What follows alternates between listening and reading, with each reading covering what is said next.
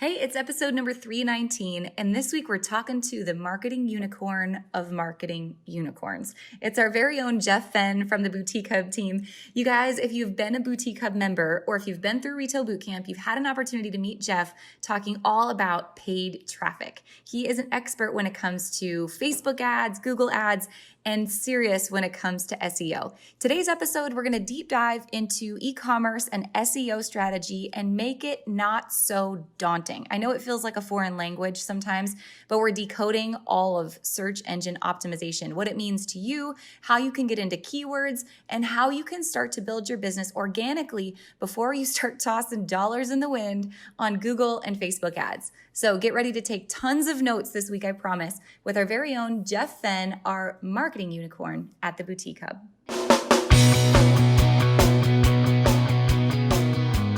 Let's talk about your business, strategy, and the juicy details of what actually works, from mainstream fashion to fashion on Main Street, and the entire ecosystem behind it. How do we scale your company and do it with the balance and the happiness that we all seek? Let's hear from those insiders, experts, and strategists that actually make it happen. I'm your host, Ashley Alderson from the Boutique Hub, and I can't wait to chat.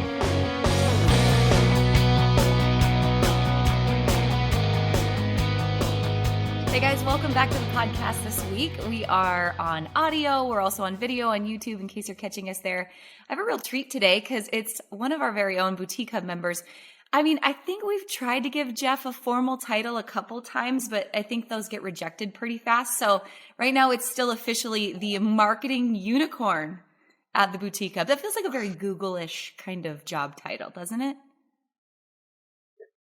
Yeah, for sure. I think actually, I've been trying to they've tried to give me a few serious titles before, but I kind of turn them down as fast as I can. People ask us questions like, about marketing and funnels and Facebook ads. I always tell them, I have this guy. It's kind of like having someone in the mafia. I just have this guy on the team, and he's a marketing unicorn. So before we get into all the things, if you're listening today, we're going to deep dive into SEO, into traffic, into ads, into Facebook ads, into your Facebook ad agency, and if they're doing the right types of things for your business. We've got a lot to cover. But I also have to start here. Not only are you our marketing unicorn, but you just ran an Ironman. Can you tell us about that? That's pretty freaking cool. Yeah, so I've had this bucket list thing I wanted to do. I've been a marathon runner for quite a while, high altitude marathon runner several times, and I always thought, well, what's next? What's the next dumbest thing I can do? And so, I signed up for the Tulsa Ironman in 2019. It was supposed to happen in 2020, and then so it obviously got postponed. And then so they had it here May 23rd. In Tulsa 2021. And so I had quite a while to get ready, too long to get ready, as a matter of fact. And we my wife and my parents and my in-laws and a bunch of people went down and just rented an Airbnb and ran it. But if you don't know, it's a 2.4 mile swim, and which is long enough in the water to make you question what you're doing. And then and then 112 miles on the bike. And so there in Tulsa, people don't think of Tulsa as very hilly, but believe it or not, there was 5,100 foot in elevation gain there in Tulsa. Wow. And so that's quite a bit on a bike during a day. And that 112 miles takes right around 5.5 or 6 hours to complete. And then you run a full marathon at the end.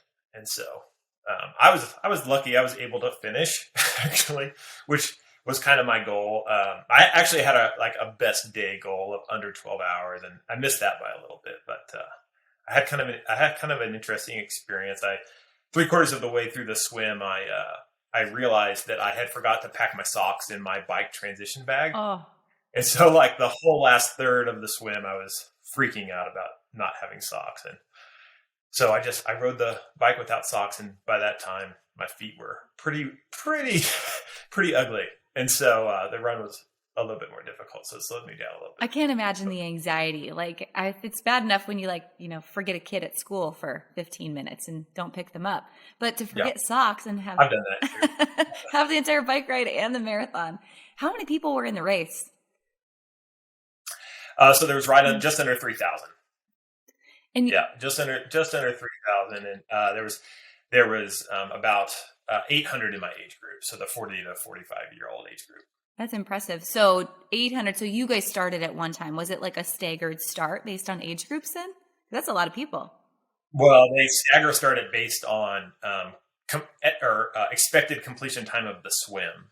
And so if you swim under an hour, you start at one time. If you swim under an hour and 10 minutes, you start at one time, under an hour and 20 minutes, and so on. Did you have to do like a time trial or something like that to like kind of know what that mark was going to be? Or you just in your practice, you knew? Yeah, you just know from practicing, and it's advantageous to stick to your group. That way that you're not getting clobbered by faster swimmers behind you. So if you get in a faster group, obviously you're going to get run over by, a couple hundred faster swimmers. And so people stick to their group. I still think jumping in the water with 800 people at one time, that's insane.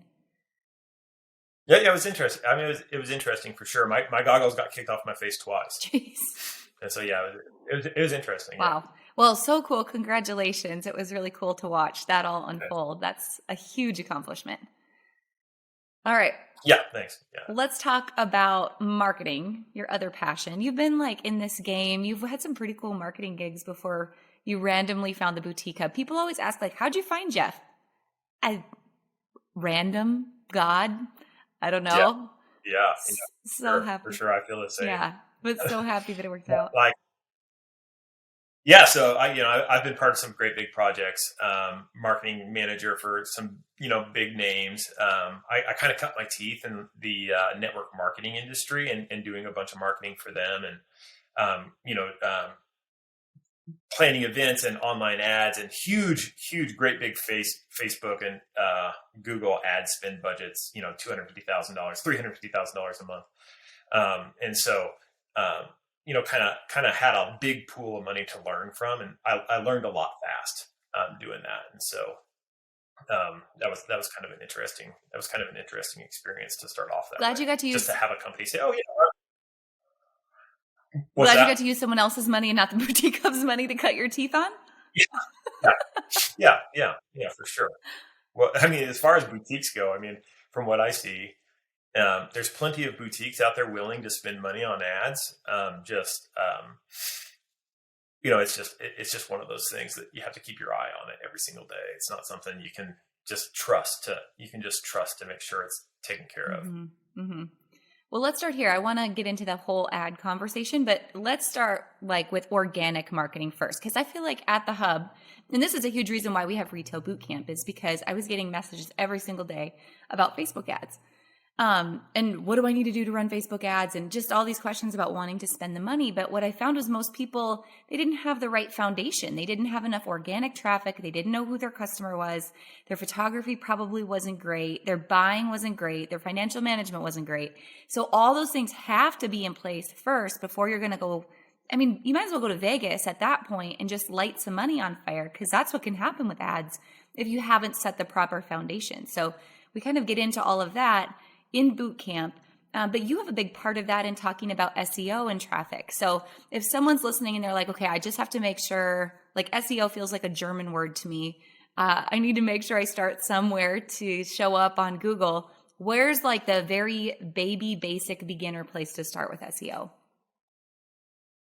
Yeah. So first of all, SEO stands for search engine optimization. Thank you.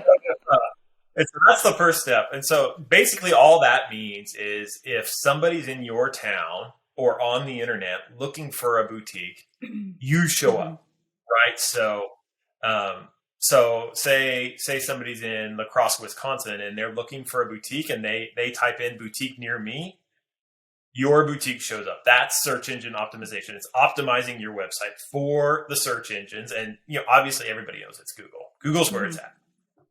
And so Google relies on really two different areas that to really get you up there. Now, Google has its own browser, Google Chrome. So most of the stuff is optimized through Google Chrome. But Google also has Google Maps, and Google Maps is a huge function of Google search. And so whenever you search something, you may notice that there's a couple ads that show up, paid placements that show up. Mm-hmm. And you can buy those spots. And then right below that, the very next section that shows up is Google Maps. And so the very first place you want to start to get organic traffic to your site is Google Maps. All right. And that's all arranged through your Google My Business account.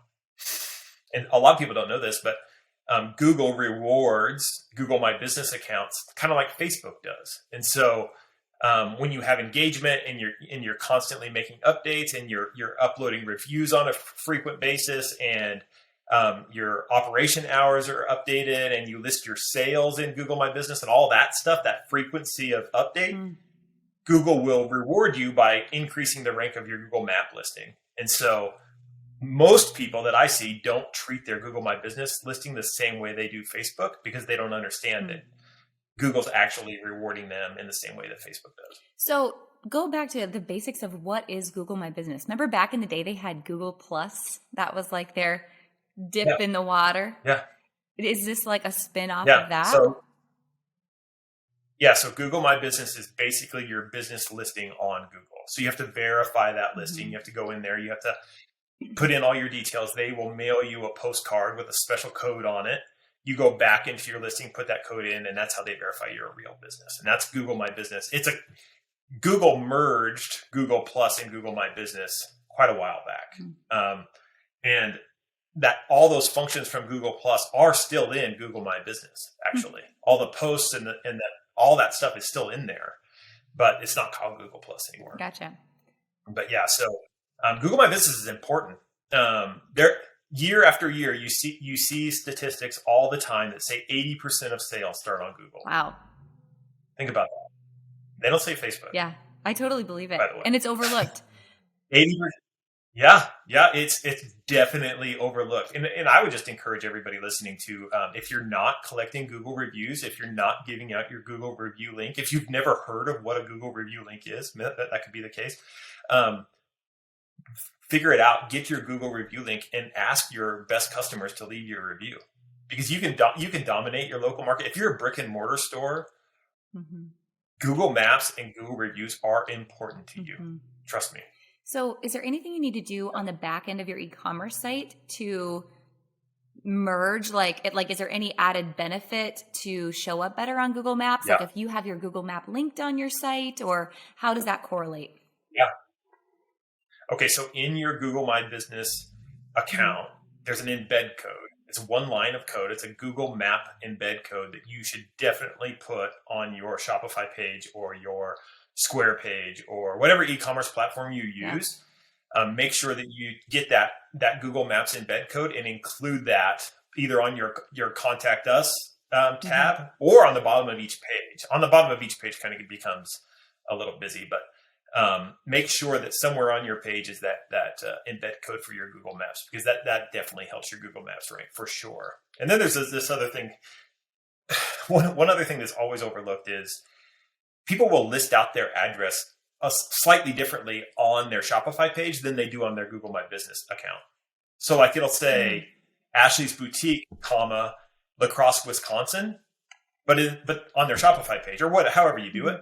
But then on their Google My Business page, it'll just say Ashley's Boutique, La Crosse, Wisconsin without the comma. Oh. Well, Google automatically sees that comma, just one comma, automatically sees that comma and discounts your authority immediately. Wow. Because they think that they're not the same business. You have to be very, very careful that your address, the name, the phone number is not only the same, but laid out the same, punctuated the same, spaced the same, capitalized the same, all of that. How often should you, if someone is inspired today by listening to this and they're like, okay, I'm going to go do this, should you monthly or maybe quarterly go back and review your listing there? Or what's the frequency that's most important? So probably monthly. I mean, unless you're pushing Google to index your page, it's going to take a while for them to see the updates. But Google Developer Tools, Google has a whole suite of tools. They're all called Google Developer Tools. You can always check those to check page load speed, Google Map rank, organic rank, keyword rank, all of that stuff. And they're all free. And so you can always use Google Developer Tools. If you just Google Developer Tools load speed, the tool will pop up. Or if you Google Developer Tools keyword generation or keyword count, the tool will pop up. And so that's usually how I find them. Got it. So what about tools like Moz or like Moz Local, like where you can add your store's information and then it'll show up on like, here's how you appear on Google and Bing and Firefox and Ask Jeeves, if that were still in business today. Is it worthwhile to do that as well? Those are considered directory pages, okay. And directory pages are still one of the most powerful backlinks you can get. So submit your page to every directory page you can find. They're called backlinks, right? So Google, one of Google's key metrics is backlinks. So Google makes the assumption, and they just say, if all these directories trust you, we'll trust you. And so you submit it to the other search engines. You submit it to all the directory pages. You submit it to Yelp. You put your homepage on Facebook. You put your homepage on Style. You do all of that stuff. You get all of those backlinks bundled up. And then Google says, well, if all these people trust you, we'll trust you more. And so that's how that works. Talk to me more about backlinks, because I think there is such a missed opportunity. And this is not just brick and mortar stores, but online stores especially, I think, have to be really smart about backlinks. And I know on shopthebestboutiques.com, that usually ranks like number 2 or number 3 for people when they Google their own business name. Like it's a super powerful backlink. Or local PR. A lot of times when it comes to holiday marketing or the boutique awards, we push PR for people. Where else can we go to find backlinks for stores? Well, first of all, you want to start with Style, obviously. It's this resource that we have as part of the membership that is like either number 1 or number 2 backlink. Like that gets you more authority for a backlink than people realize. So make sure your site's on there, please. Especially if you're a member and your site's not on there, come on, get it together. But so let me just pause for a second. So log into your Boutique Hub account, fill out your profile that shows up on shopthebestboutiques.com, and that's how you will show up. Right. Yeah. And so directory pages are always great. And then, media outlets are like a close second. Okay. So, anytime you have the opportunity to make a contact with your local media, even if you're just tagging your local media in your Facebook sale post, say you have a 10% off sale on whatever, on jewelry, right? And so, say you have a 10% off sale on jewelry and you create a Facebook post, don't be shy to tag your local media in your Facebook post, especially if you're a brick and mortar. Don't be shy to do that, because a lot of times they will share that. And then not only will you get a backlink from your Facebook page, but you'll get a backlink from their Facebook page. That counts as 2, by the way.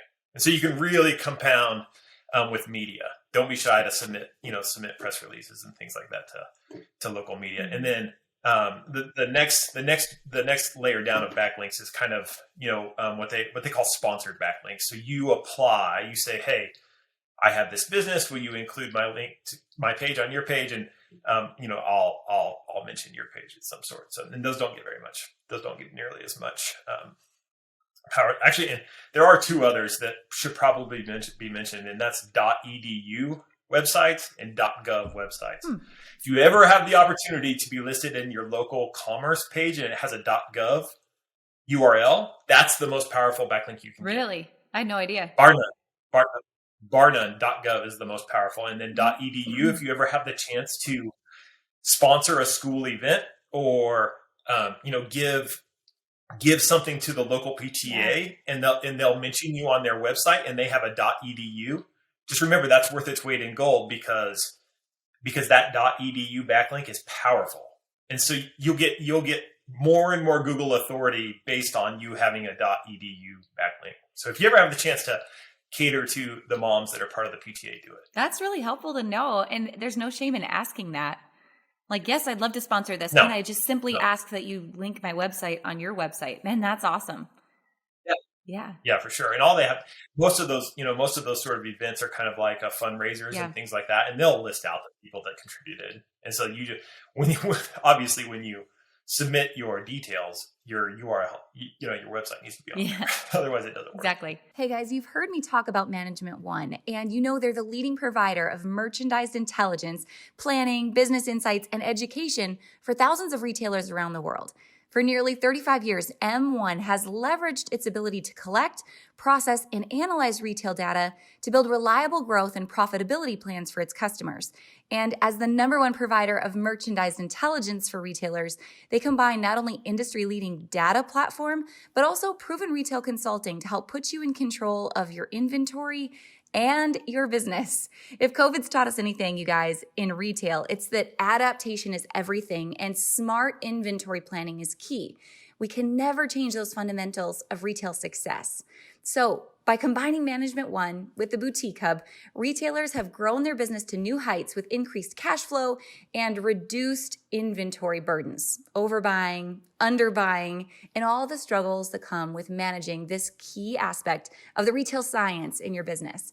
Guys, reach out to Management One for more information on how to manage your inventory, your cash, and project your profitability.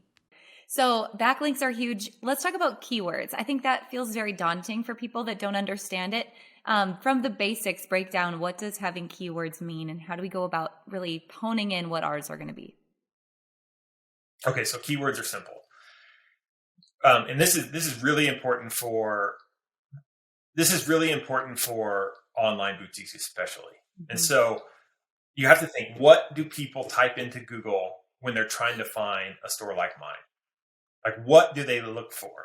I use the same example over and over and again, but it's like a leopard pants, right? So like, just because I'm too dense to think of anything else, I think. But so anyway, so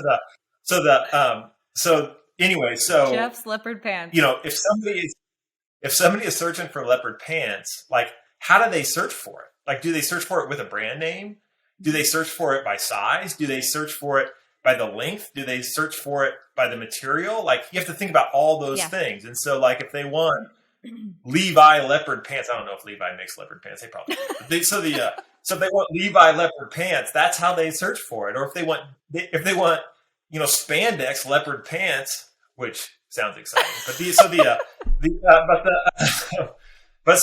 they want those things, you have to think, like, what will somebody search to find products like mine? Yeah. Like, what will they type into Google? And there's tools that tell you that. And this brings up a quick point I just want to make. I know one of our topics is not Google Ads, but if you run a small little Google local search ad for your boutique, Google Ads does one spectacular thing, and it tracks every single keyword that somebody types in that lands on your page. Mm. So every single time somebody Googles something and they end up on your page, Google Ads tracks that. And so it's this unbelievably valuable database of search terms that you need to take out of there and dump into your keywords. Now, in your keywords, basically, that's in the product descriptions, the store description, and the meta descriptions on your site.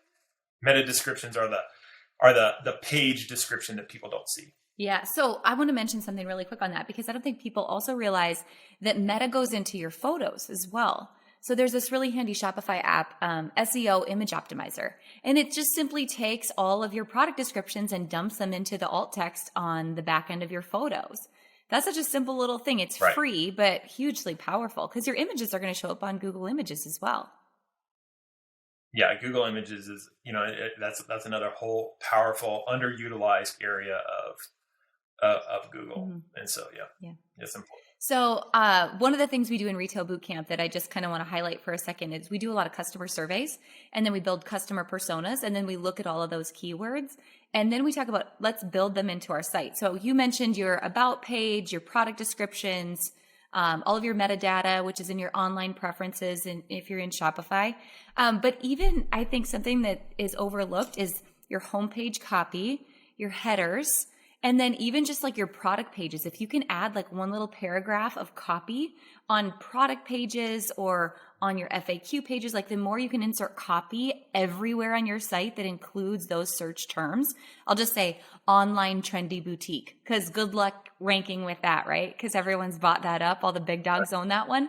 But if you go to the Pink Lilies website, I'll pick on Tori for a second, or I'll pick on Laura Benson for a second with Philly Flair. It's everywhere. Just click through their website and you'll see all their keywords on every single page on their website. It's just building consistency in where they're going to show those words. Yeah. So let's talk about how Google ranks text. real Okay. quick. And so like, I don't like H1, Yeah. right? So H1 text, type of text, it means the top title of a page, the biggest title of the page, the head title of the page. That's what Google reads first. Okay. So if you have the opportunity to stick a keyword in your H1 in the title, do it. Yeah. Do it for sure. And then they look at H2, right? So that's the subheader, the headline just below the main headline. It's a little bit more descriptive. It's a little bit more descriptive. It's a smaller font, and it gives you a chance to put a few more words in there. And then last year, in 2020, Google announced that they prefer bullets and lists over paragraph text. And so if you have the opportunity to list out the features of a product, the attributes of a product in bullet fashion, that's the way you want to do it. And Google calls it a featured snippet now. And so lists in numbered fashion or bullet fashion are called featured snippets. And you've probably already seen it, as a matter of fact. Yeah. It's really popular right now in product descriptions and how-tos, but it'll pop up with a little list, a little special box right there. And that box is considered a featured snippet. And that's kind of, that's what you want to go after, because that gets you a first place Google rank for that product. So that's kind of how Google ranks text. I'm thinking about how that translates to a clothing store. So I feel like people don't necessarily read blog posts like they used to. So I always get asked, like, is it still worth it to build blog posts? I think it's for the SEO value more than people actually reading it. So if you had a TikTok on how to wear spandex leopard pants, if you had a TikTok. Yeah, it's really popular. Of course it is. And then you could embed that into a blog post and then make bullet points on how you would style it. That's what's going to pull for a snippet, and it's powerful for SEO. Good to know. That's right. Yeah. So just remember, Google is still text-based. Yeah. Like, Google's preference is text. And so blogs are the number one way to get text in front of Google. So there's no doubt about it. How can if I'm going to start this SEO strategy, this is a loaded question, but how long should this take me? Like, what's my realistic expectation of how long until I should start to see results? And then how do I track results if I am making it a goal to improve SEO? How do I measure my success?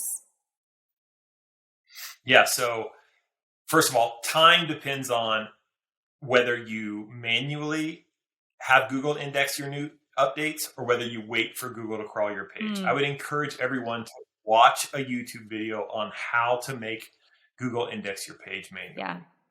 Do not wait for Google. They could be around sometime, in 2026. You never know. But they could crawl your page tomorrow. But the thing is you have the opportunity to use Google developer tools to have Google manually index your page when you request it. That's the most powerful lesson there, to speed up time. Okay, so time is directly influenced by when they index your page.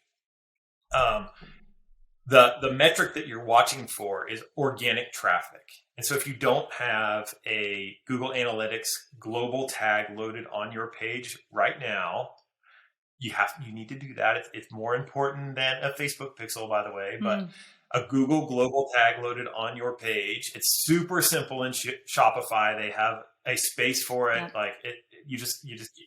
The code starts with UA something. Online store preferences, and it's the same place you load your Facebook pixel is where you load that Google tag. Copy and paste. Yeah. So once you load that, you can go to your Google Analytics page, and it will tell you this many people came to your page from organic traffic. And that what that means is somebody searched for spandex leopard pants, your blog post popped up, and they clicked on it. And so that's the metric you're watching, is unique organic traffic. I think a lot of boutiques feel like, well, I can just get my traffic in the back end of Shopify.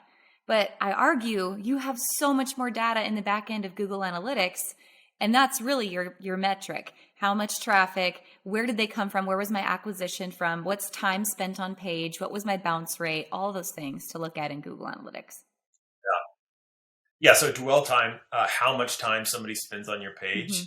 If they come to your page and immediately leave, if they're there for 14 seconds, that's something you want to know. Because guess what? It means the page you're sending everybody to is the wrong page. Yeah. It means the link on your blog post is wrong, or or it could mean that your page is terrible. Yeah. It could mean that your page is broken. But How'd that happen? that dwell time is an important thing. I mean, you want it to be a couple minutes, Yeah. right? You want somebody to come, be captured, be excited, want to explore, and spend a couple minutes with you. Jeff, there's probably a couple heads exploding listening to this because they're like, oh my gosh, I feel like I have a lot to do. So if that's you that is listening or watching, I just want to reassure you that we have some library videos on this in the training library at the Hub.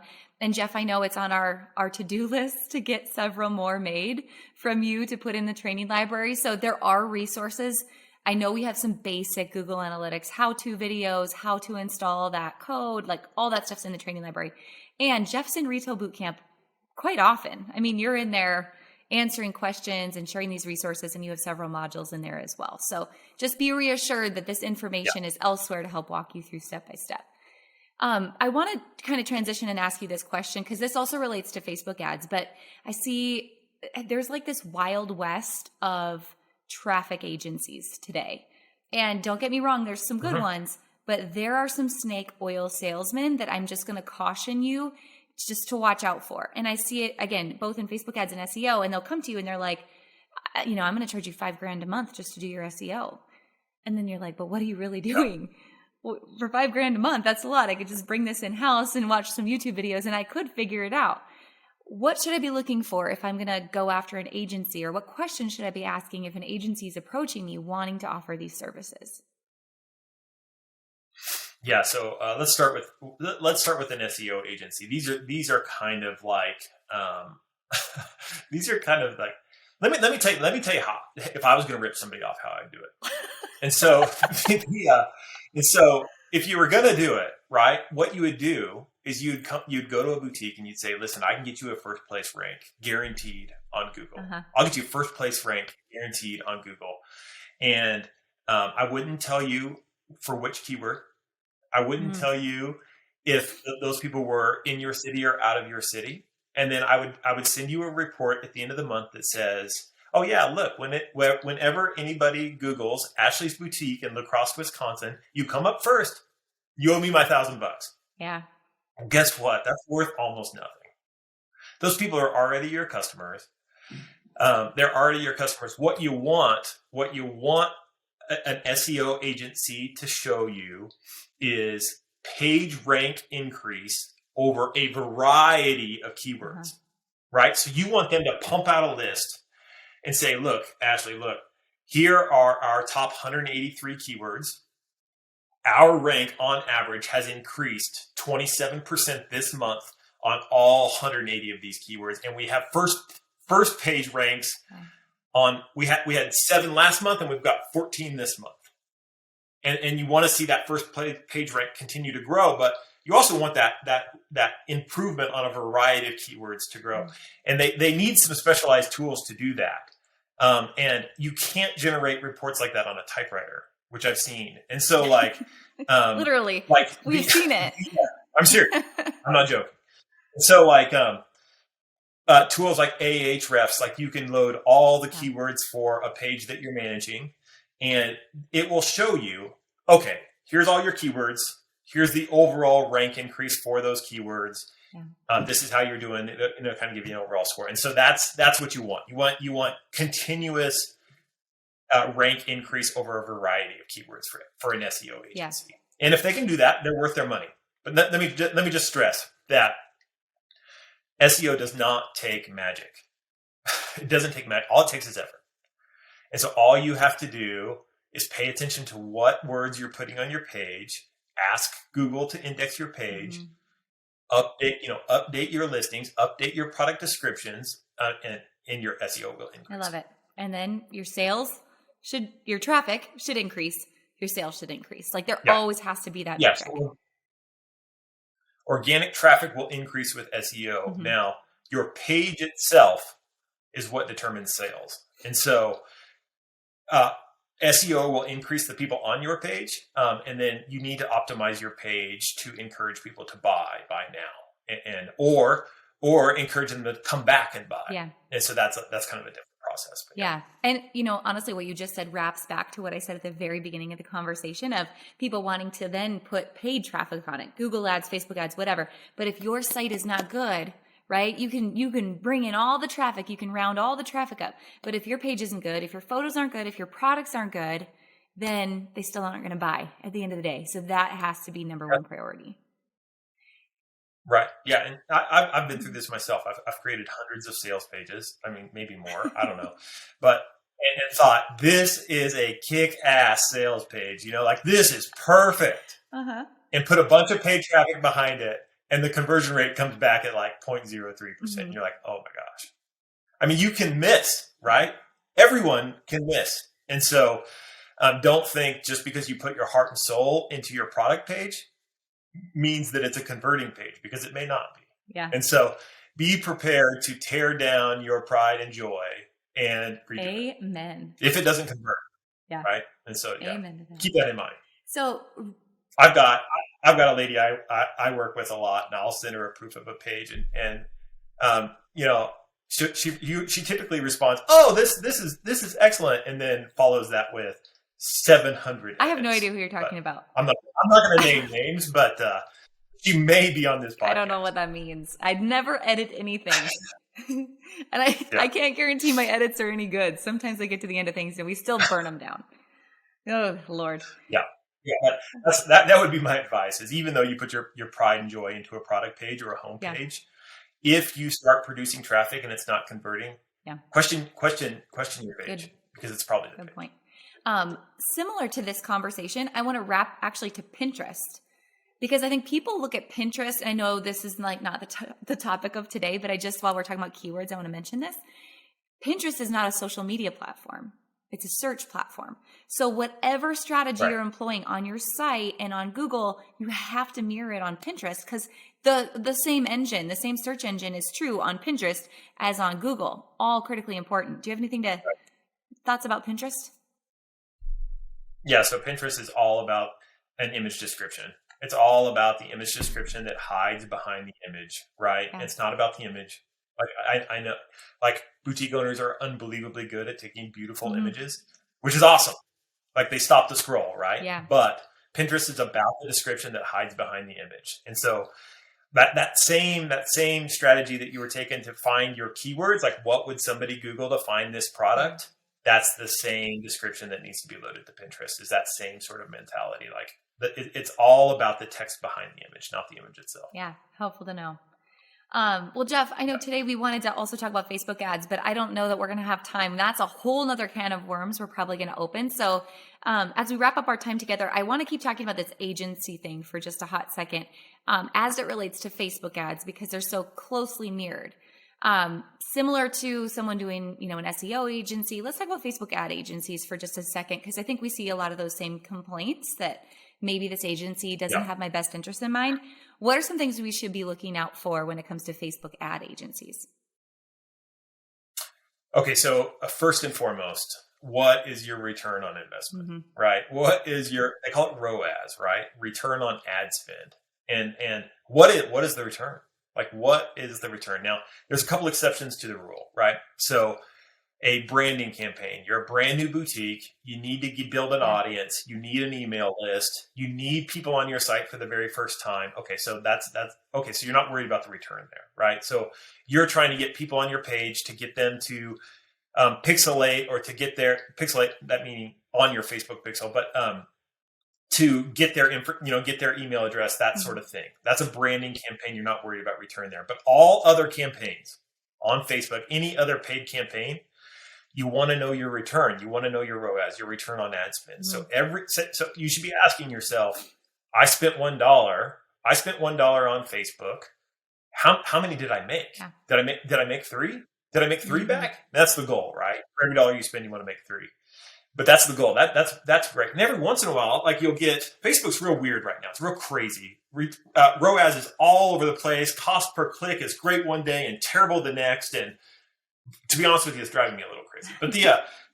But but your return, you should still be able to maintain a 3-to-1 return. Yeah. And so if you hire an agency, and you get your first report, you hire, say you hire them for a month and they charge you this silly setup fee. And like, just to let you know, like Facebook ad campaigns do not take a lot of time to set up. Once you get good at it, like this isn't like you're not building Elon Musk rocket to go to Mars, right? Okay, you're setting up a Facebook ad campaign. It just takes a little bit. And so if they have an outlandish setup fee, that's a big red flag right off the bat, because this is not a complicated process. Mm-hmm. And so, but anyway, so if you get your first report at the end of the month, right? So if you get your first report at the end of the month, and it does not have ROAS on there, ROAS, and all they're reporting is clicks, you better hit the brakes for a second. Yeah. And please just take that advice, because a good ad agency will be dying to report to you on ROAS. They'll be wanting to tell you, you guys aren't going to believe it, we hit 3 to 1 on our first month, or you know what, we broke even this month, but this is our first month. Let's see if we can get a 1.5 return on ad spend next month, and they'll work their way up. But if they come to you and they say, hey, actually, this was a killer month. I got you 17,000 clicks, or even worse yet, I got you 131,000 impressions, and all you spent was $2,000 on ads and $1,000 to me. That's bad news, ladies and gentlemen. Yeah. That's bad. That's not what you want. And so clicks and impressions are great. Cost per click is a good metric to keep your eye on. It shows how efficient your campaign is, but that is not what you're buying. That is not what you're buying. Yeah. I mean, it's just you're buying return on investment. You don't advertise unless it generates a return. Yeah. And so ROAS, that's my biggest pet peeve that I see pretty much every day now, is, oh yeah, here's my ad agency's report. Does this look good? And ROAS is not on there. Yeah. Clicks and impressions is, because it's beautiful. 181,000 impressions. Well, great. That means 179,990 scrolled past your ad. You realize that? I mean, like, that's what that means. Yes. Amen to that. And so, yeah, that's the biggest thing to watch out for is, does your report include ROAS? Mm-hmm. And if so, what's it at? Yeah. Let's break this down one step further, because when an agency takes on and they're going to run ads for you, they're going to run several ads. It's not like you're just going to run one ad or one ad type, right? And ROAS, you're going to get typically running conversion ads. That's the point at the end of the day. You want to make money. You got to have a return. But sometimes there's top of funnel ads. So breakdown, there's generally about 3, right, types of ads we should be running in the funnel. What are those? Yeah. So I think like this whole top of funnel, middle of funnel, bottom of funnel came from the ClickFunnels guys, which I was one of for a while. So I won't criticize it. But yeah, so anyway, so top of funnel, right? So that's, if you just think about it as a funnel, so you're starting your funnel off with people who have no idea who you are. They don't know your boutique exists. Yeah. They're within your demographic. They buy the type of clothes that you like, but really there's no way to even know that. And so they don't know who you are. So your top of funnel is, you're just getting the word out about your boutique to the people who may or may not buy from you. Mm-hmm. That's top of funnel. It's cold traffic. It's people who don't know who you are. And this is kind of like what I was talking about earlier, a branding campaign. You wouldn't necessarily expect to measure return on that campaign. Mm-hmm. Middle of funnel is for people who have visited your page, people who have engaged with your Facebook page, people who have liked posts on your Facebook page, people who have watched a bunch of the videos you post, or watched a bunch of the live sales that you've done, that sort of thing. That's middle of funnel. People who have interacted with you in some way, that's middle of funnel. And so those people, you would expect a return on. You say, okay, I know that Sally has been to my page. I know that she was on there for a while. And I would like to send an ad to her because I think I can encourage her to buy. Mm-hmm. And those are the people that you expect a 3 to 1 or more return on. And then you have bottom of funnel, right? And so bottom of funnel is for your hottest market, right? So you've got you've got those women that come into your boutique every Friday immediately after payday and spend $400. That person is bottom of funnel. You want to send an ad to that person and say, hey, Ashley, I know you're going to love these jeans. I've only got 6 pair left. You better get in here. Yeah. And like, boom, you got them.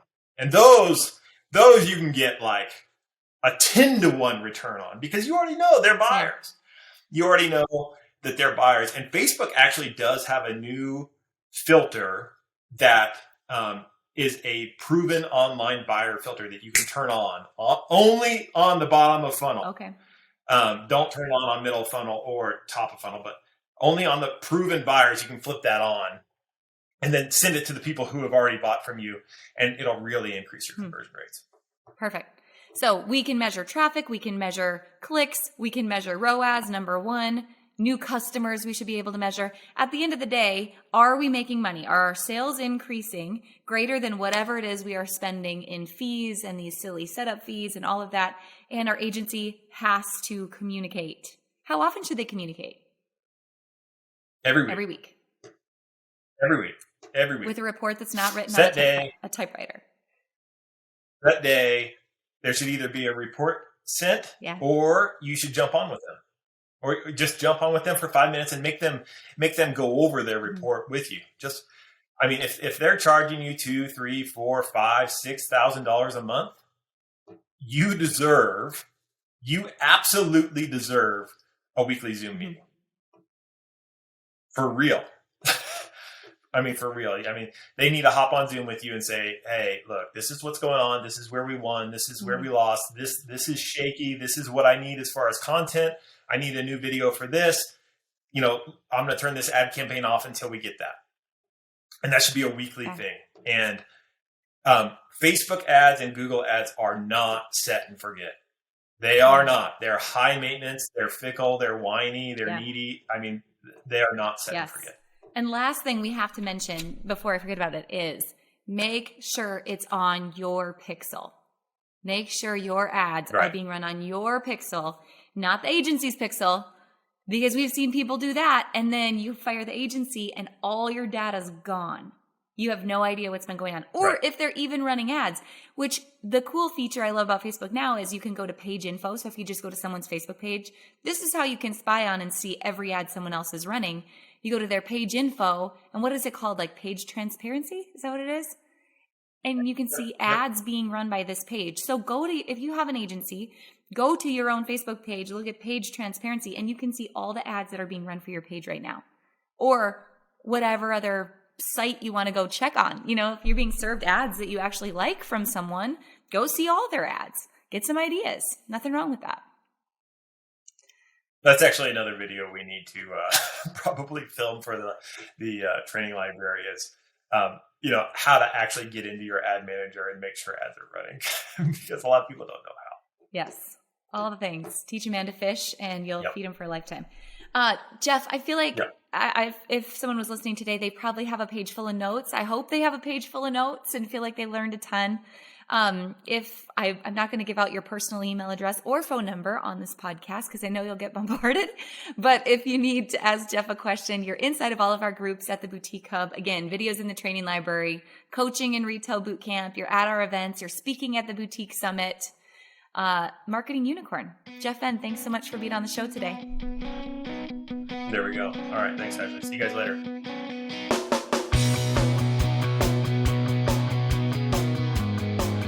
Hey guys, thank you so much for listening to this episode. We hope that you loved it. Don't forget to hit subscribe and leave a rating and review down below for a chance to be one of our featured listeners each and every week. For more information on our spirit of community over competition and how to access complete show notes and bonus downloads from our guests, head on over to theboutiquehub.com and join the community. We'll see you next week.